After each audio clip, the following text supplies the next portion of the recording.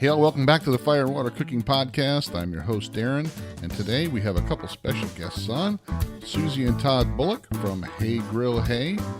I'll be right back with Susie and Todd. Smoking, grilling, getting hot and hotter, sous vide and chilling from fire and water.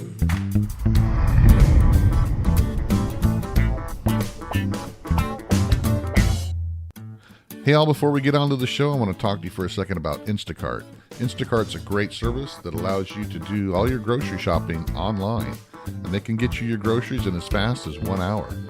They connect you with personal shoppers in your area that know your markets, and they can get them from your favorite stores. They find all the great buys and smart suggestions for you online to save you money. They pick the freshest produce, and they check your eggs and make sure they're not cracked. Check them out, guys. Instacart is offering free delivery on your first order of over $35 in the link below. Check them out. And now, on to the show. Welcome back to the Fire and Water Cooking Podcast. I'm Darren, I'm your host, and today we got two special guests. I've been waiting for this one for a while. We have Susie and Todd Bulloch from Hey Grill Hey. I want to introduce Susie first. Hey, Susie, welcome to the Fire and Water Cooking Podcast. Why don't you introduce yourself? Hey, it's good to be here. I'm Susie. I actually founded HeyGrillHey.com almost 5 years ago. Todd and I work together full time now. He came on about 2 years ago. We have 3 awesome kids. We live in Utah and we cook outside all the time. Yeah. Well, that's a good brief introduction. So yeah, we'll dig deep if you need me to. All right, Todd, go ahead and introduce yourself. All right. Hi, guys. My name's Todd Bulloch, and I'm married to the lovely Susie Bulloch, probably the luckiest guy in the world. We've been doing this for about 5 years together, and we'll dive in more, but we're both originally from Utah, like she said. So it's pretty intriguing to be out here in Utah and really trying to dig up some barbecue excitement around here. Actually, it's not that hard. It's getting pretty popular out here, and we're just really excited about how it's growing, and we're really excited to be a part of it. Well, you got a couple good big companies out there, Camp Chef being one of them, and then Blackstone's not too far away from them, I don't think, right? I'm not sure where Blackstone is. Traeger's in Salt Lake City. Yeah, Traeger's in Salt Lake. Yeah, I think Blackstone's out there somewhere too. But so you got some good big companies out there in the Utah market. So definitely. So let's get started on how you guys got into this thing. And I know Susie kind of started it. I read the background, but let's talk about how you got into this. I think it started with Todd, actually. Everything that we do that's awesome comes from Todd saying, hey, you know what would be cool is if we learned how to do this thing. And so we actually were watching Barbecue Pitmasters, the first season, when they were following people around on the competition barbecue circuit. And Todd said, you know what would be so rad is if we learned to like smoke meat like that. Like that'd be super cool. The problem is in Utah, people think that if you're going to have a barbecue, it's hamburgers and hot dogs, right? Or like growing up, I thought barbecue was like crock pot chicken or pork with like crappy, cheap barbecue sauce on it. And I hated it. I had no idea what real barbecue was. So anyway, we watched this show and I was intrigued and hooked. I'm like, I would love that. Yeah. And so his dad came up for Thanksgiving and was like, oh, I smoke stuff. He had like a little smoker that he'd done jerky on. And he's like, we can rig up what you have. So we had this crappy gas smoker, threw a pie tin full of wood chips on there and a Cajun injected turkey breast. And that was our first real foray into smoking anything, honestly. And then sometimes when Todd asks for things, the universe just answers. And I had a neighbor who called and said, hey, there's this company here in Utah that makes wood-fired smokers. And I wasn't familiar with the company at all at the time, but they were looking for somebody to develop recipes for their blog. They wanted people who bought a smoker to be able to come back to the website and have recipes to cook on their brand new smoker that they just got. And I didn't know really beyond what we had already done about what smoking really was. And so they dropped off this smoker on my porch on a Friday and said, all right, we just need like 5 recipes a week starting on Monday. What? And I said, oh, okay, cool. Great. No, I totally got this. And figured it out along the way. And a lot of what I learned how to do in terms of barbecue and recipe development was trial and error. It was a lot of experimentation and a lot of research. I read every barbecue book that I could find. I read every grilling recipe book that I could read. I looked online for resources to teach me about grilling and about barbecue. And so over the course of a couple of years working for that company, I wrote hundreds of recipes for wood-fired cooking. And Todd and I fell in love with that lifestyle, really. Cooking 5 days a week, we were sitting down and having family meals all the time. And we were inviting neighbors over and family over. And it was the most amazing opportunity for us with a really young family to sit down together and have a meal. And they were great. Like, everything was delicious. It was so fun to learn how to cook on this type of wood-fired barbecue that I really hadn't cooked on or grown up with. So we fell in love with the barbecue community too. Yeah. We were hooked. I mean, everyone was so helpful and kind, and it was just a ton of fun to be a part of this new community that we didn't even know existed that we could be a part of. So yeah. So when I quit working at that company, I kind of had a couple months trying to figure out what I wanted to do next. Our youngest was a year old, so little kids at home. We had like a 5-year-old, a 3-year-old, and a 1-year-old. And I'd been doing this recipe development from home, and I didn't really feel like I wanted to go get a corporate career at that point. I liked being home with my kids, but I couldn't imagine not being a part of the barbecue community, and I couldn't imagine not doing recipe development because I kind of had a knack for it and I really enjoyed it. So Todd kind of gave me the go ahead to start my own site, and that's how Hey Grill Hey was born, and it's just grown from there.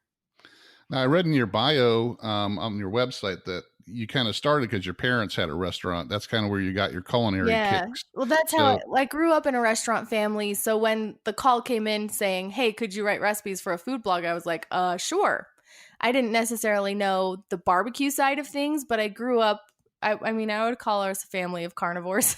We had an American style restaurant that did chops and burgers and steaks. And so that's kind of the environment that I grew up in. So I've always been comfortable in the culinary space, but I'm not classically trained or anything like that. Right. Well, I think, a lot of people are like that. And going back to what Todd said, I grew up the same way.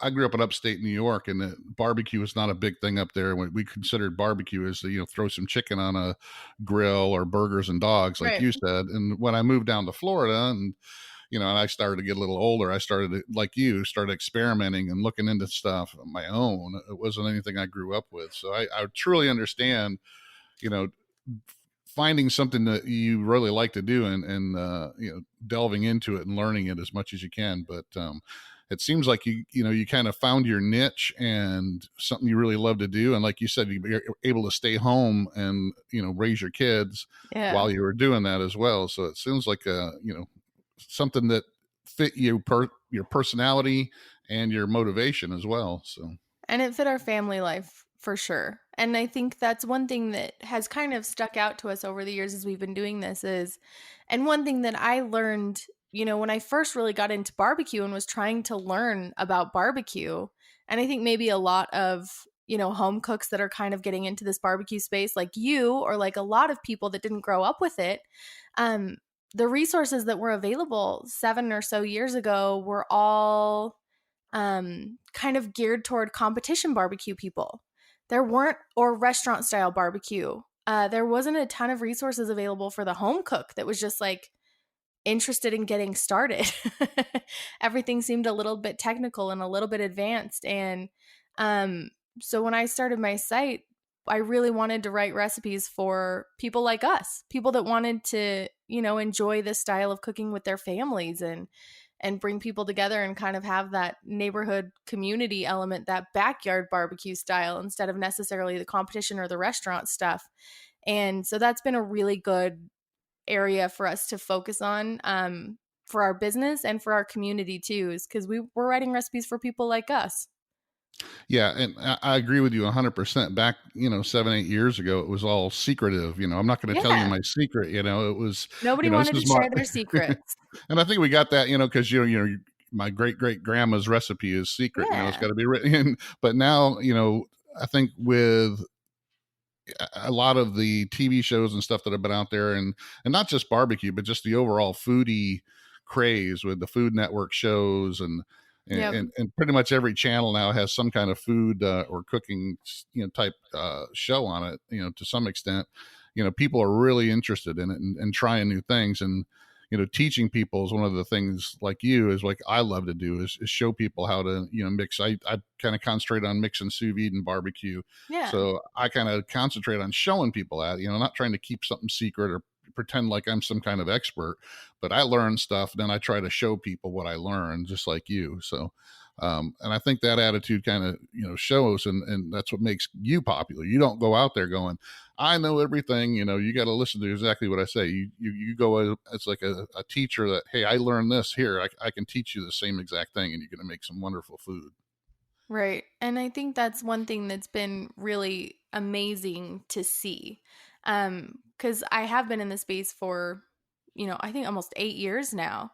And I have seen that shift, and it's been really amazing to not just watch, but to be a part of, and to see people so willingly share their information, and to, to teach on social media, and to teach online, and to share videos on YouTube. And there's so many more platforms available now for people to really freely exchange that information. And I honestly believe, like, anything that's good for the barbecue community is good for each of us individually. Because as more and more people feel like barbecue is accessible, they feel like barbecue is approachable and something that they can actually do. It's not exclusive. There's not these special secret terms that you have to be in the know to know. The more we're all going to succeed in our individual endeavors. The more my website's going to grow, the more people are going to be listening to your podcast, right? Because they're going to be interested and invested in these same things. Like, the more that we share and the more this community grows, the better it is for each of us.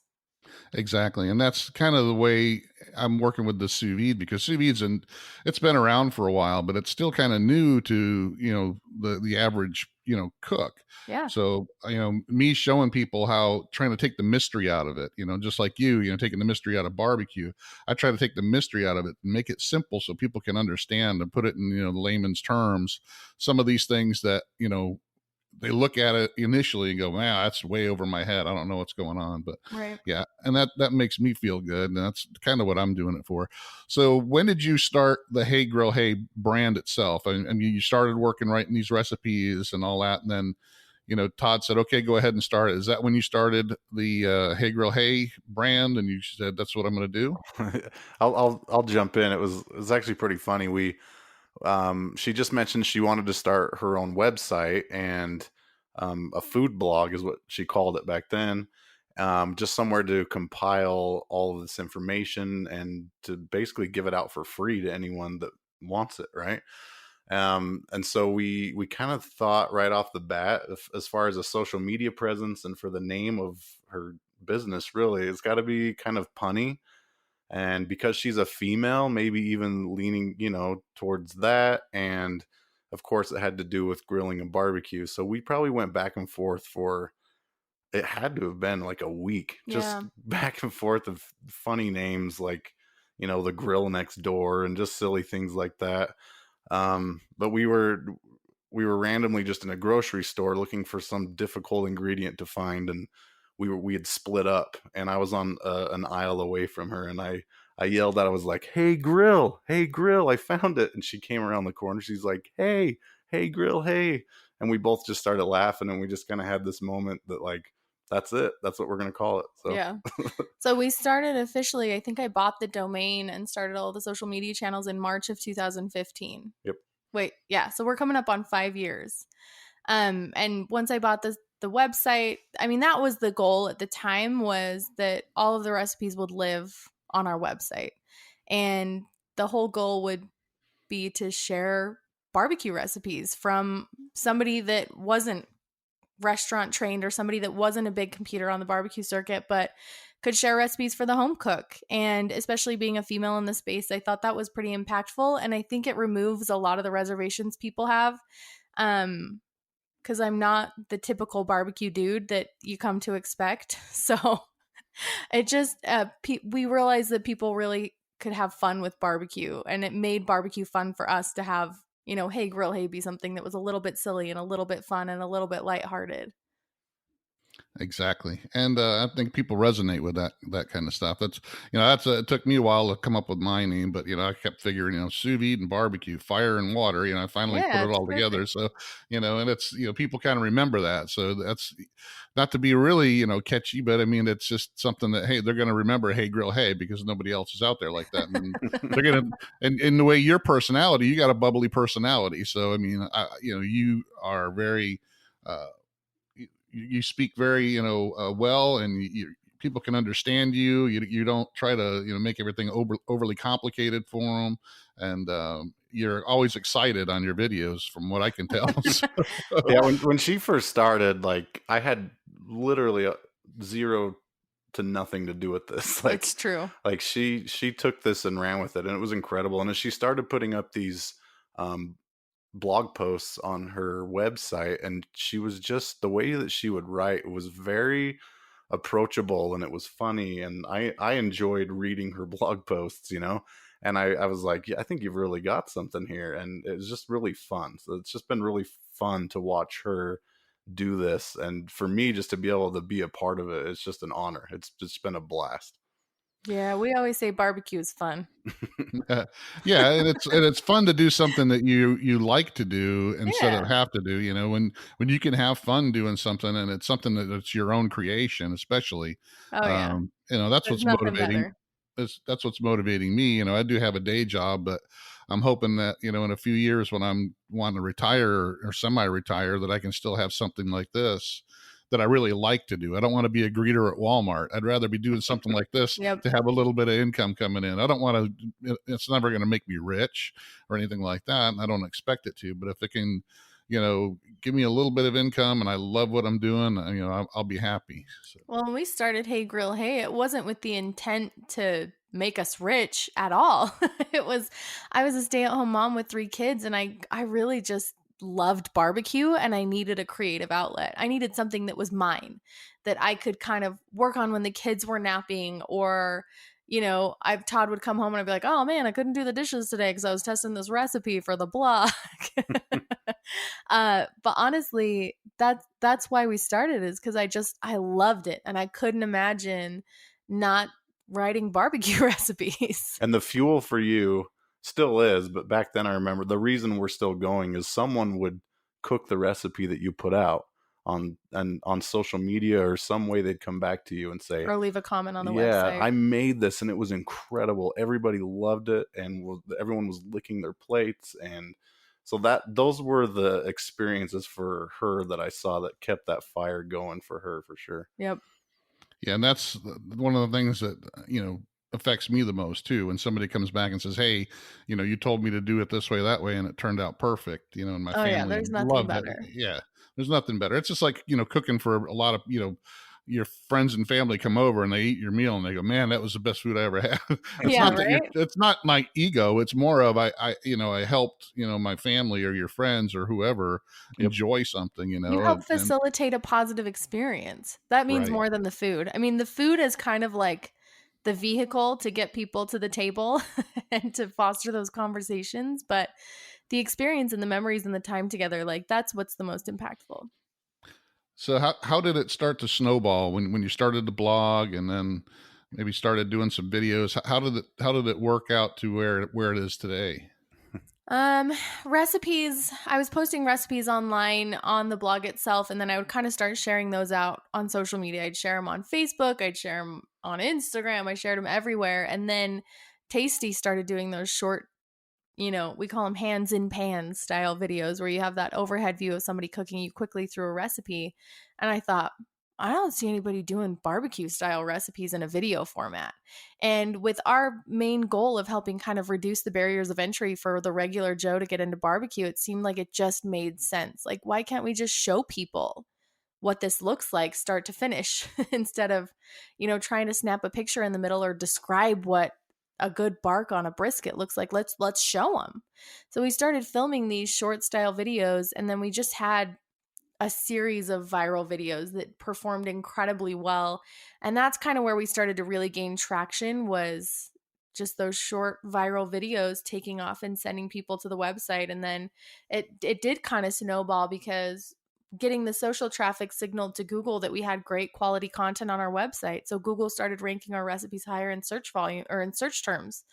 So we were getting traffic from Google, we were getting traffic from Facebook, we were getting traffic from Pinterest and Instagram. And so kind of just having a presence on all of these platforms, and being a part of the barbecue community as it began to grow, I feel like we really jumped in at the right time where a lot of people were looking for more barbecue style recipes, and we had a bunch on the website from years of creating them without anybody ever seeing them. I mean, we had very little traffic the first probably year and a half. The first one that went really crazy was this Dr. Pepper jalapeno beef jerky recipe. And like, I grew up making jerk. My dad was we were deer hunters. We grew up making jerky either from like venison or from, a beef roast, like multiple times per year. He had like a little chief smoker that we'd do, or we just dehydrate it or whatever, do it in the oven.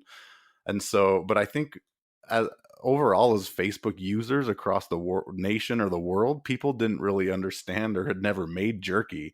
And just seeing like us combine like this jalapeno sweet Dr. Pepper, and then the video of showing people how to make it, just like blew people's minds, like just millions of views over like the first weekend we had it out. And it was just like, I remember I was just shaking. I was so excited. I couldn't believe it. I'd like walking around. I'm like, hey, did you see that jerky video? That was us. We did that. But no one cared. But that's how I felt. I was like, oh my gosh, this is incredible. It was just super exciting.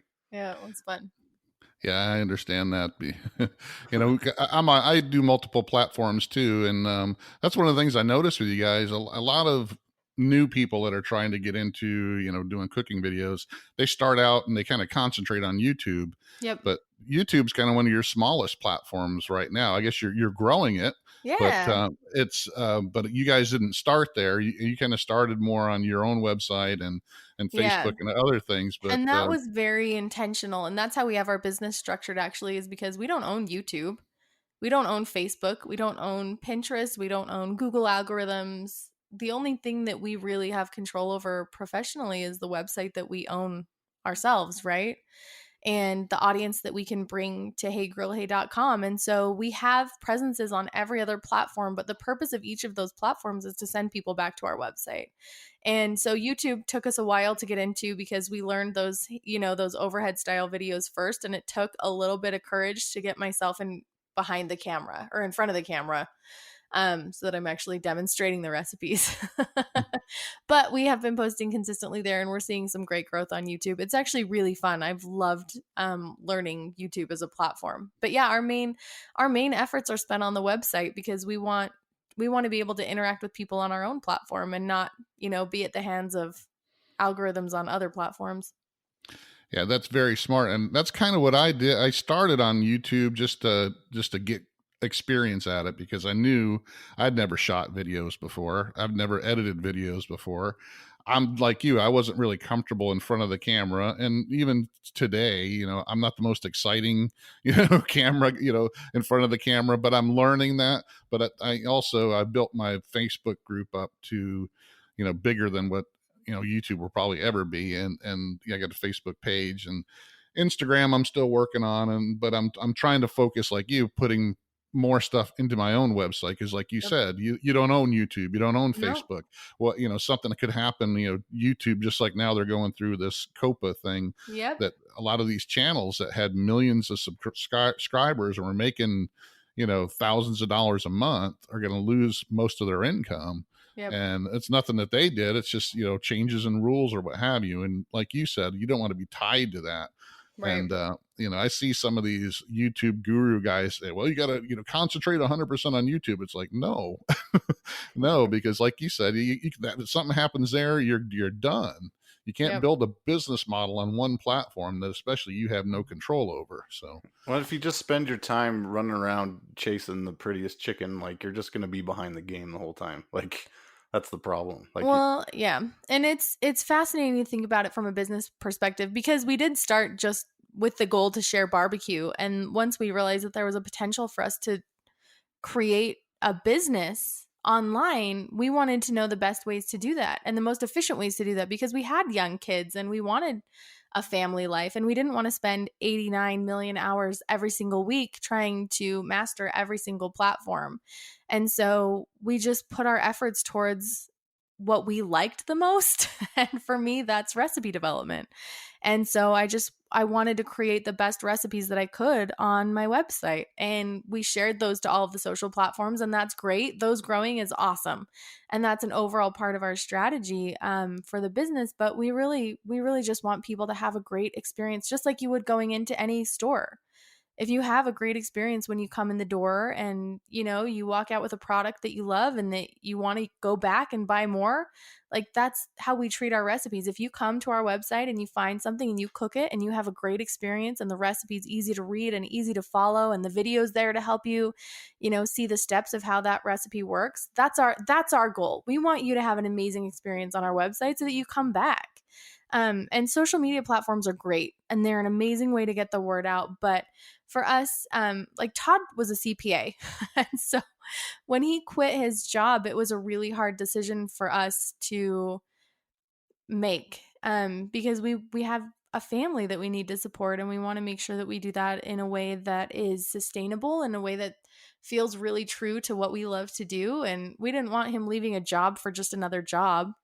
So we kind of just built our business based on what we liked. It's worked out well so far.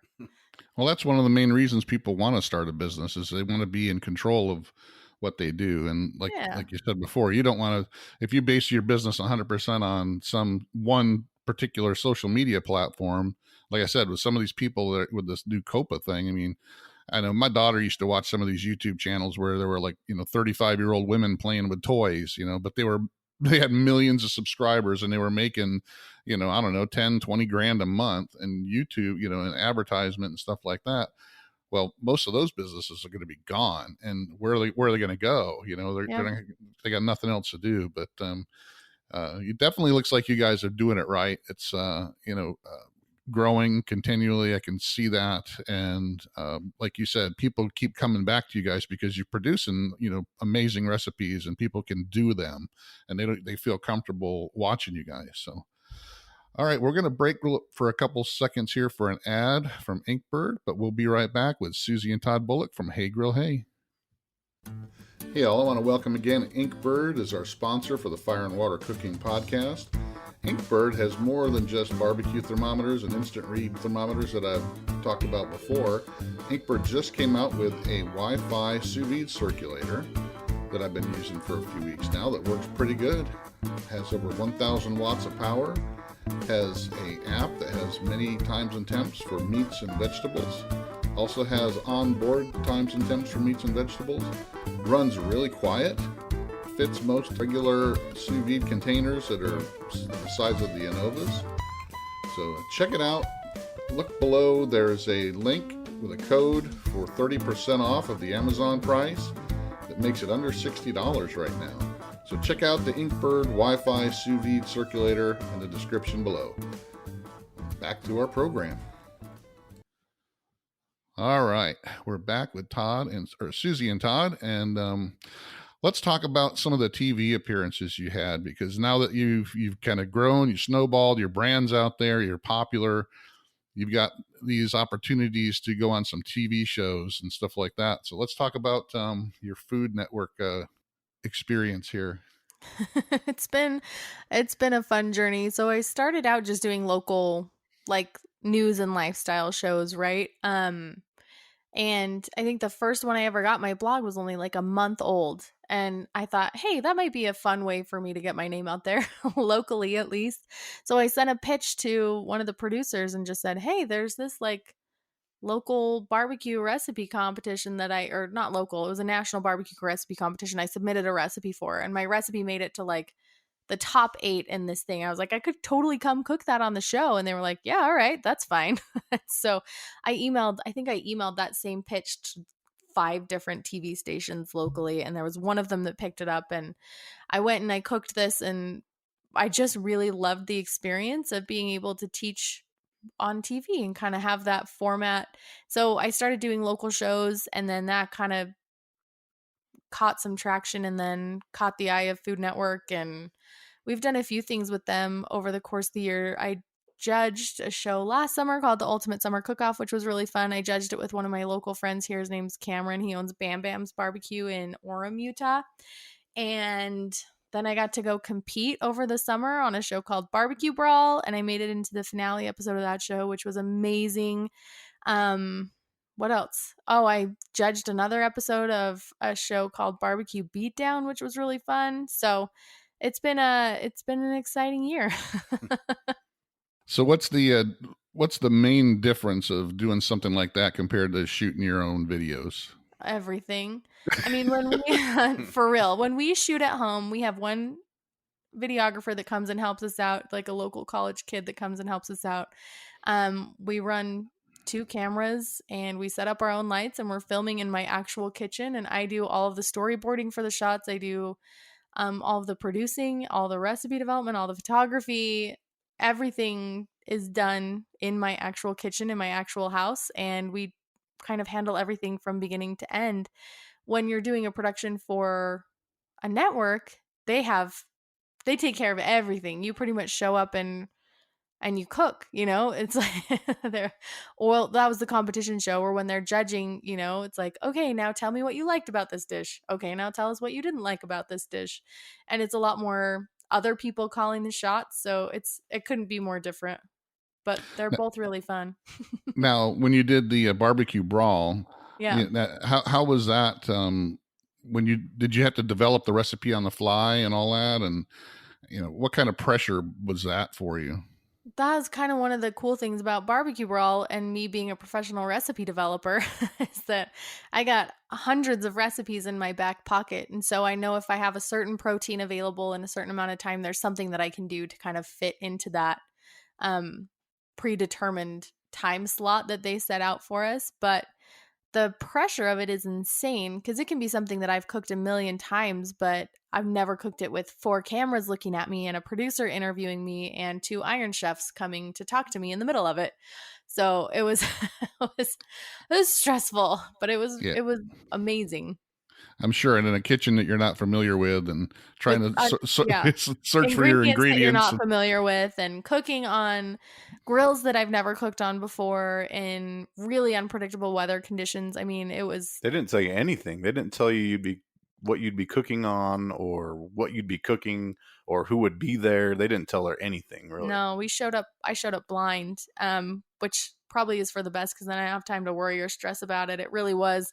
You show up, they tell you what you're making, they tell you how long you have, and you go. And so you don't really have a lot of time to overthink it. She was texting me from the hotel the morning of, the first morning.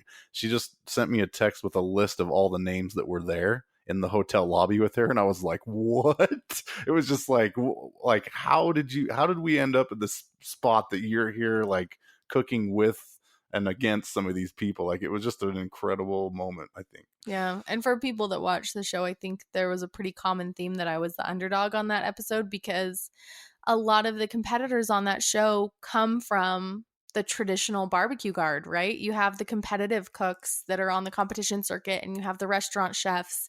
So for me to come in as like a blogger, they kind of labeled me like, oh, she's the blogger. Not a lot of people expected a lot from me, but it was fun to be able to show up and cook and compete against really high caliber people on that show. Yeah, especially because those guys are used to having a time crunch. The competitor barbecue guys have to have their stuff done at a certain time, and restaurant people, of course, they're cooking. They're cooking. For every ticket's got to get done. As soon as that ticket hits the window, the time's going. So they're always used to it. If you're cooking for your blog, you can sit there and play around with it and plate it 500 different ways before you take the picture. I mean, I can recook it 5 times if I don't like how it turned out the first 4. Exactly. So, it was fun. You're not used to that. Yeah. So is that what you kind of learned, that you learned from that you could actually do that kind of stuff? Yeah, it was. I mean, it was validating to know that my recipes and my style of cooking are appreciated in the barbecue space still. because even the judges are, professional competitive barbecue cooks and restaurant owners. There wasn't another blogger on the judges panel. So to be able to bring my recipes that we cook at home, my backyard style barbecue, and have that carry me into the finale episode was really validating to know that, good food tastes good. And that's the most important thing. And if I can make food that's delicious, then we can go far. Definitely. So let's talk about the next thing here would be the Guinness World Records. You got a couple Guinness World Records that I noticed. How did that even come about? I mean, did you just wake up one day and say you wanted to participate in that, or? Oh my gosh. Well, I was scrolling through Instagram and saw Ballpark Hot Dogs was calling for applicants to do a Guinness World Records attempt. And I was like, well, that sounds fun. So I sent in an application video that day, and they called within a couple days and they were like, great, you're in. And I was like, all right, this is happening. And then I was in New York on a street corner with a grill and another dude, and we were cooking for 34 hours and 35 minutes. And we broke the Guinness World Record for the longest grilling marathon by a team. Team is like deceptive because it literally was just two of us and there was no tag teaming, and we were awake the whole time, and it was ridiculous. But I feel like that one's actually been broken. I feel like I need to like go defend the title on that one. Not with me. Todd won't do it with me though. I got to find another teammate with more endurance. So Todd, does she do this a lot? Does she go, hey, that looks cool, I think I'll go do this? Yes. Exhausting. Yes, she does do this. Just read something in the paper and go, hey, that looks cool, I think I'm gonna go do this. She's slowed down on it a little bit. I end up signing her up for stuff that she gets mad at me for sometimes, but no, she's a go-getter, man. That one was a surprise to me. She just called me. She's like, hey, we're going to New York. And I'm like, okay. I was like, I sent in a video for this thing. Didn't I tell you? And he was like, I don't think so. Now, on something like that, though, is there any kind of, compensation at all? Or is that just something you do just to hold the record? I don't think there was. I think I just did that one just to say that I did it. But they flew us both out to New York City. They paid for that and like a really nice hotel. And it was worth it. It was a free trip to New York, basically. Right. Yeah. But so that trip, she met some people from Food Network. We got to tour. That's kind of where Food Network started, actually, for me. So there were some benefits, of course. Yeah, definitely. It looks like, you could use that and also get your name out there to, I mean, that was within the first 6 months of starting my site that happened. So that was a fun little like, okay, keep going, don't quit kind of a moment. Well, and if for anything, it's free advertising, right? So it was fun. So what's the future? So we found out where it started and how it got to where it is. So what's the future of Hey Grill Hey? I know you've got your own rubs and sauces now. Are you going to kind of expand that line and work on some other products, or? That's the plan. Todd, you can talk about this part. Yeah, she kind of threw this one on my shoulders. She's been bugging me for 2 or 3 years that she wanted to release her own line of rubs, and I just the accountant in me just kept busting out the numbers, and I'm like, it just didn't make sense. Like, it would be so much work to figure this out to make like maybe a couple grand in profit, But we pushed forward, and she convinced me, and we figured it out. I mean, I did everything from figuring out who was going to manufacture and make our rubs and our sauces. And they're all 6 items that we have. She has 3 rubs and 3 sauces. They're all her recipes.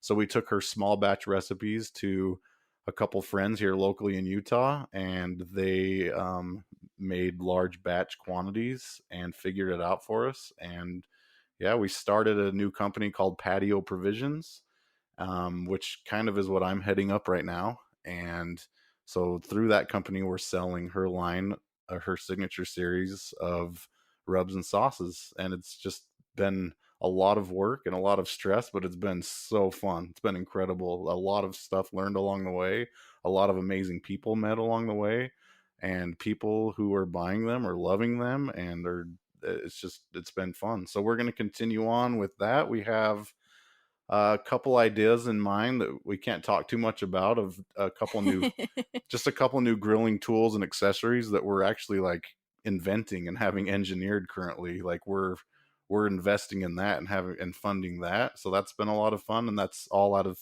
Susie's brain. So yeah, that's the future on my end, as far as products go, and we'll continue to release new ideas for rubs and sauces and Yeah. different things like that. But that, as patio provisions move forward, that's kind of what that's going to look like, is kind of like an e-commerce barbecue and grilling, back patio type thing. So Well, we're going to link to that in the description of the podcast as well, so the listeners can check that out. And yeah, I mean, I've had Malcolm Reed on, and we discussed it on his podcast about he started the same way and working on the rubs, and started out with one, and then kind of had to find somebody to make it for him, and now he does pretty well. I mean, once you get it going and you figure out all the back stuff, that getting it done right. And he said the first order he had to order like 400 cases, and he had no idea what he was going to do with it. He was in his garage, and he's like,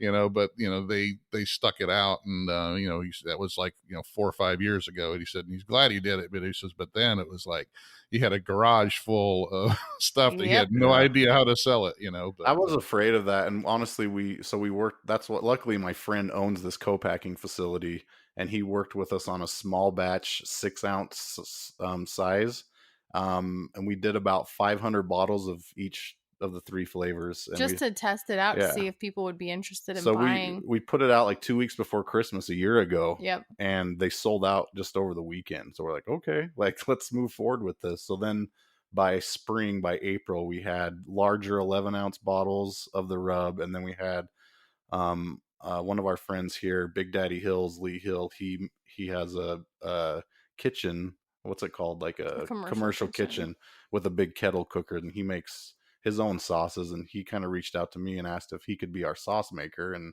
it just ended up working perfectly. And he's brilliant. So he was able to do 600 bottles of each of the 3 flavors. So we were able to started small batch, which saved us, like, because everywhere we reached out to, like Malcolm said, like, yeah, you have to do these huge orders, and it's a huge investment. So we've been able to kind of start small and kind of build up, which has been awesome. But Suze, why don't you talk more about what Hey Grill Hey's doing and how that's going to move forward?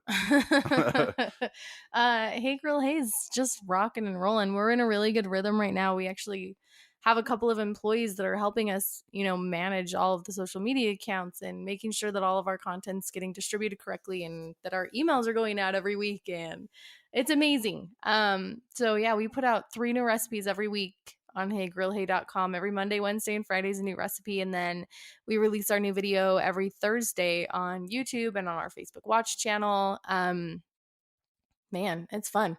I feel like we built Hey Grill Hey, and it took, years. If you were to go back and do the math, I think the first 2 years I was probably earning like 20 cents an hour of work that we put in before it was ever actually generating revenue enough to call it a business. It was really, I called it my jobby. It was like this thing that I love doing that occasionally I made a little bit of cash from.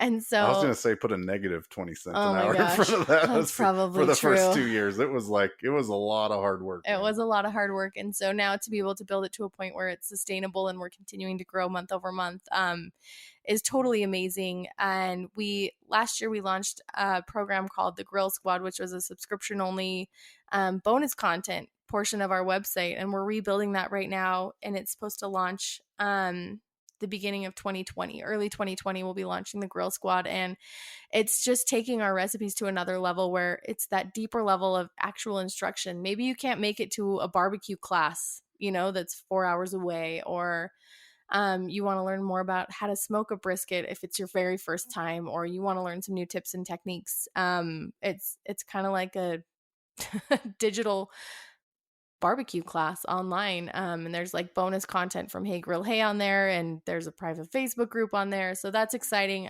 We're excited to be relaunching that in the beginning of next year. And I know she can't talk about it too much, but I think there will be some extra Food Network TV type stuff in the future too, so that's exciting. Awesome. So it's kind of like the masterclass stuff is getting really popular. I know that the barbecue stars just came out. The guy that owns Hasty Bake, with a few of the top barbecue guys.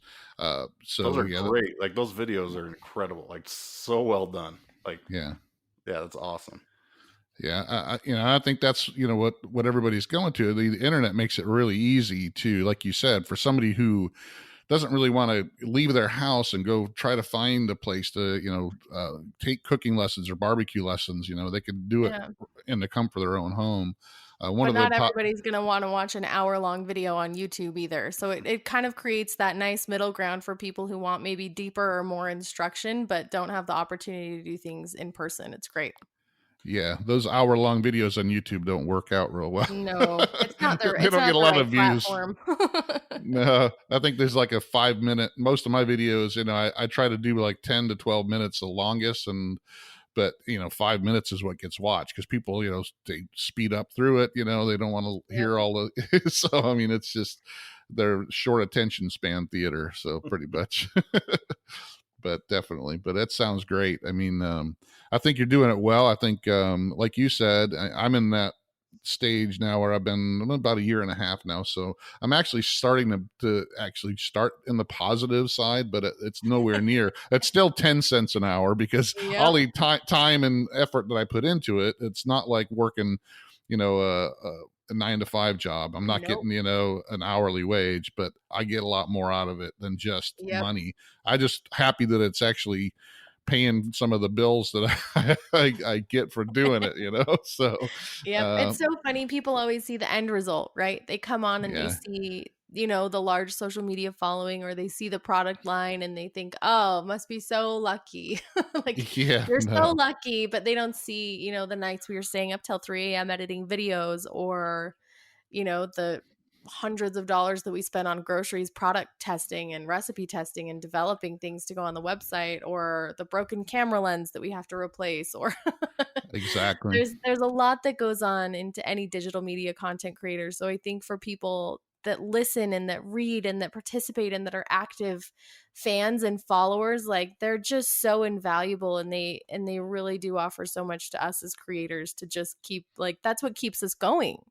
Right. When we do have those setbacks and those pitfalls and we're hustling for what feels like nothing, like, the readers and the people that comment and participate and contribute, they're just invaluable. And it makes it so much, it's worth so much more than making money to us. And we're incredibly lucky, and we count ourselves very blessed that this is what we get to do for work. We can't even believe it, honestly. Right. But at the end of the day, like, it's about those connections for us, and that's what we love about it. Yeah, you're doing it for you and your family and the people that are watching you. It's not for some big corporate Goliath that Yeah. doesn't care about you, that would kick you out the door any chance they got and put somebody else in there that can pay for less. So it's totally different. But yeah, so I my YouTube channel and Facebook group, we kind of concentrate on mixing barbecue with sous vide. Have you guys ever looked into that? I haven't really dug deep into your old recipes, so I don't know if you ever experimented with anything like that with sous vide and barbecue. Have you? I don't have any sous vide recipes on my site. Actually, we stick pretty traditionally, grilling and barbecue, but I think it's fantastic. I think one of the cool things that's come out of the barbecue space growing recently is people being more and more open to different cooking styles. It doesn't have to be regional, and it doesn't have to be a fight over what type of barbecue is better or what style of cooking is better. It can be, hey, did this work out great for you? Awesome, let's talk about it.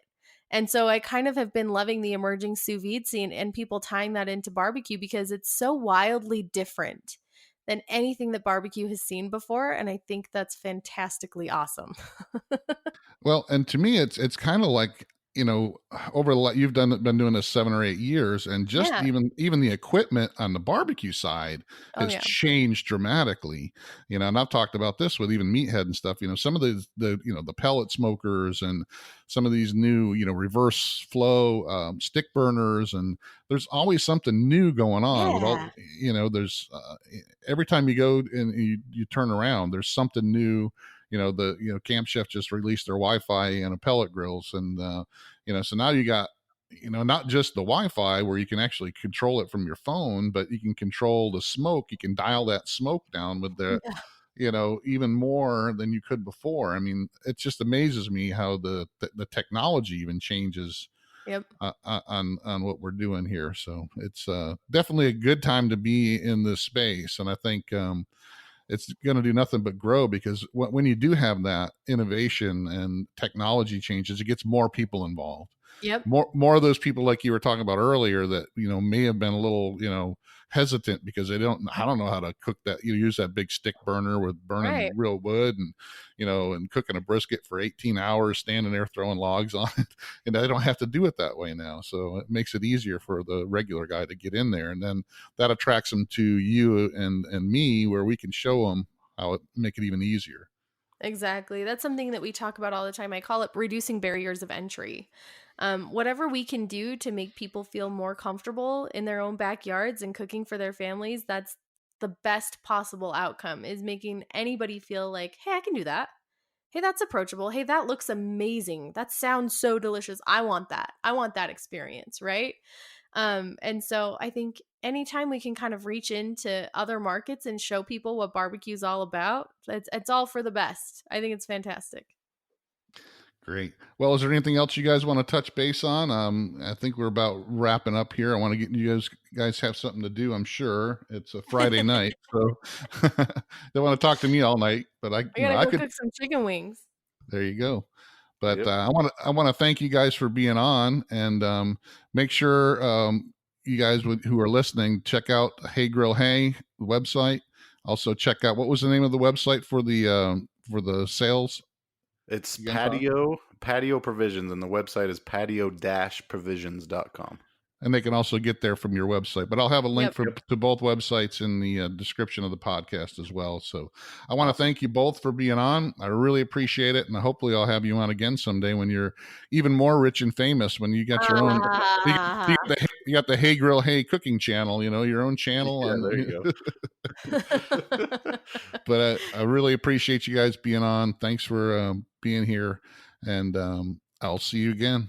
Yeah, thanks for having us. Thank you. I really appreciate it. Well, thanks again for joining us on the Fire and Water Cooking Podcast. I want to thank Susie and Todd Bulloch from Hey Grill Hey. That was a great podcast. Make sure you check out the links in the description to their website. Follow them on Facebook, Instagram, and Twitter. And make sure you follow the Fire and Water Cooking channel on YouTube, Facebook, Instagram. And join us again on the next Fire and Water Cooking Podcast.